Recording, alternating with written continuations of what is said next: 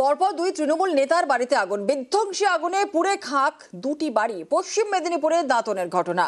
আরো একবার আপনাদের জানাই, পরপর দুই তৃণমূল নেতার বাড়িতে আগুন, কিন্তু এই আগুন কিভাবে লাগলো, কখন লাগলো, কি পরিস্থিতি, আপডেট নেব। শঙ্কর রয়েছে আমাদের সঙ্গে। শঙ্কর, কিভাবে আগুন লাগলো, কখন আগুন লাগলো? দেখো, পশ্চিম মেদিনীপুরের দাঁতনের সাবড়া এলাকাতে শুক্রবার রাত্রে পাশাপাশি থাকা দুই তৃণমূল নেতার বাড়িতে ভয়াবহ বিধ্বংসী আগুন লাগে। আর এই আগুনের জেনে দুটি বাড়ি প্রায় পুড়ে যায় বলে জানা গেছে। পুলিশ ও স্থানীয় সূত্রে জানা গেছে, শুক্রবার রাত্রি 10টা নাগাদ খৈরুল্লাহ খান ওরফে বাবুল খান নামে তৃণমূলের জেলা পরিষদের সদস্যের বাড়ি প্রথমে আগুন লাগে। নিমিষে সেই আগুন ছড়িয়ে পড়ে এর পাশেই থাকা দাঁতন 2 নম্বর ব্লকের তৃণমূল কংগ্রেসের সভাপতি এবং পঞ্চায়েত সমিতির সদস্য ভূমি কর্মাধ্যক্ষ ইফতিয়ার আলীর বাড়িতে শর্ট সার্কিট থেকে তাহলে আগুন লেগেছে, এমনটাই অনুমান। বেশ, ধন্যবাদ শঙ্কর।